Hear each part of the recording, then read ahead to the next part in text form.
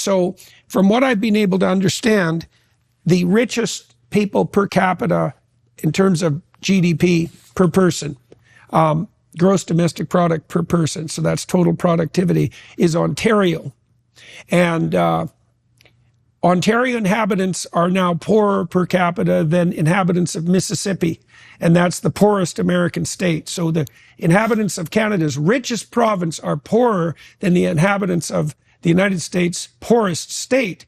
And that's actually occurred primarily in the last 10 years. Yes. And because we were basically at parity before that.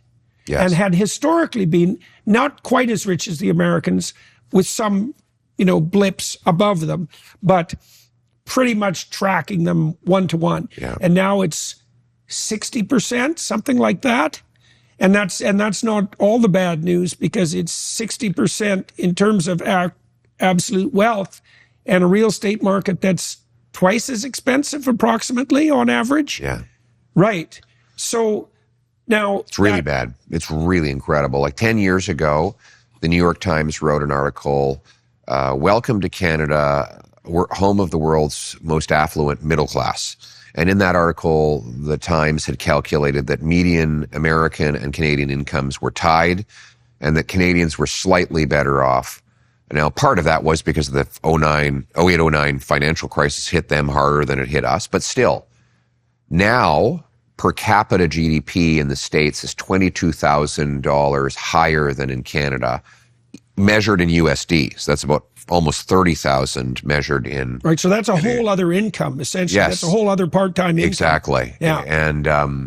And then, as you correctly point out, their real estate is significantly cheaper than ours. So their dollars go a lot further, even when you match up the exchange rates. And what's worse than that is that the leading indicators are even more horrific. And leading indicators, for example, are investment dollars, because your wealth tomorrow is determined by your investment today. So if your employer, for example, is buying lots of new tools and technology, you're going to be able to crank out more widgets. So you crank out those widgets, then you can ultimately make more income down the road. If you take business investment and divide it by the number of workers, the American worker gets $28,000 of investment measured in US dollars. This is per capita? Per worker. Or per year? Per worker, per member of the labor force. Okay. So you take the total business investment of the United States divided by the total number of workers in America, it's 28 grand. In Canada, it's 15 grand. So the Canadian worker gets about 55 cents for every dollar of his American, and they're both measured in USD. So how is the Canadian worker? That's investment in future productivity? That's investment in machines, in technology, in warehouses, factories. I see. Any capital investment that businesses make divided by the number of workers, that's the measurement. So now that means they're getting better technology, better new machines, better tools than our workers, and they will be able to crank out even greater wages for their people than we will, unless we catch up with that. Our productivity is another major problem. Right now, and that's productivity sounds complicated. It's actually extremely simple. You just take the GDP and you divide it by the hours worked in the country. So American GDP is $80. So for every hour an American worker works, on average, he or she produces $80 of GDP. Mm-hmm. In Canada, it's 50. So that's every hour. So that means we have to work 60% more just to make the same amount and have the same level of income to buy food and housing. And so now that sounds like a bunch of wonk speak that might seem like it only matters to someone staring at a spreadsheet or a graph or a chart. But in fact, that's reflected in the fact that our 2 million people are lined up at food banks because they can't afford food, and 80% of youth can't afford homes. And our quality of life and the things we can afford to provide our kids have fallen back so much. Well, There's that's a pretty life. stark and easily comprehensible statistic. Yeah. I mean, if you work and you produce $80 worth of goods and services, in an hour Yeah. compared to working and producing 50, obviously that's a substantial shortfall. Yeah. So, and is there a starker indicator of the economic disparity between the US and Canada than that? Or do you think that's the primary statistic? I mean, I think housing costs are another one. Right, I mean, right. There was a study out just 10 days ago that has Toronto and Vancouver now by far the most unaffordable housing markets in North America. And so, housing costs are 50% higher in Toronto than they are in Chicago, even though Chicago workers make 50% more money. The same is true between Vancouver and Seattle. Seattle workers make way more than Vancouver workers, but housing is 60 or 70% more expensive in Vancouver. So on all the measures, making less by a lot. Yes. By a lot.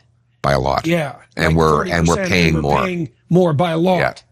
Right. And most of that's transpired in the last 10 years. Yes. And we're paying the difference by accumulating enormous quantities of debt. Our households are by far the most indebted in the G7. When you divide total household debt by GDP, we now have a bigger stock of household debt than our entire economy. We are more indebted as households than the Americans were right before the 2008 financial crisis. And so what we have as a model in Canada is we have artificial scarcity imposed by a very heavy and restrictive state, confiscatory state. So that suppresses production. Mm-hmm.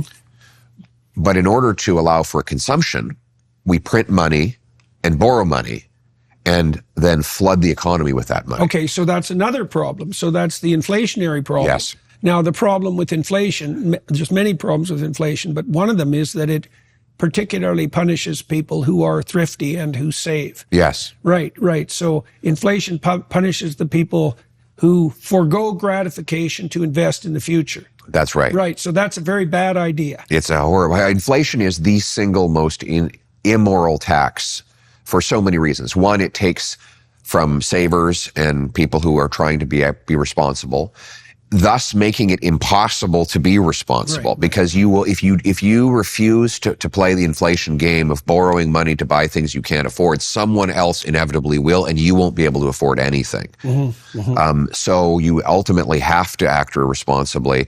It's like Milton Friedman was asked, what would you do with your money in times of inflation? He said, spend it. Right. Like the first thing you want to do when inflation is out of control is to make sure you get rid of this thing that's losing its value.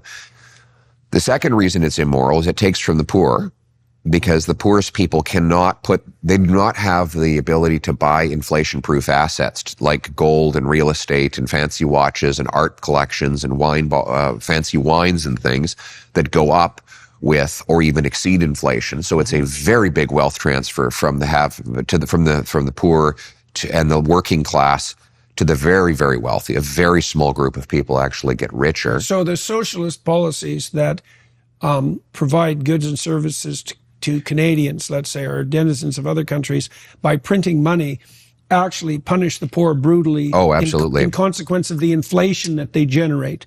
Yes. I mean, all the socialist policies in practice redistribute from the working class to the super wealthy in practice. Mm-hmm. And I can prove that again and again and again. In theory. In practice. Yeah. In practice, all the redistribution that happens in these so-called socialist countries ultimately goes from the working class to the super wealthy. That is the reality. But just one last thing on inflation. The final reason why it's so immoral is nobody votes on it. The basic principle of our parliamentary system is the government can't tax what Parliament has not voted. The people no taxation without representation, right? But no one ever votes to have the money printing happen. And so the inflation is adopted secretly, and you blame the grocer because groceries are more expensive, or your local gas station because gas is more, or your realtor because in fact, it was actually the government that bid up all of those things with money printing, and you didn't even know about it. Mm-hmm. So it is silent. It's a silent thief that takes from the poor and gives to the richest people, and it destroys the working class.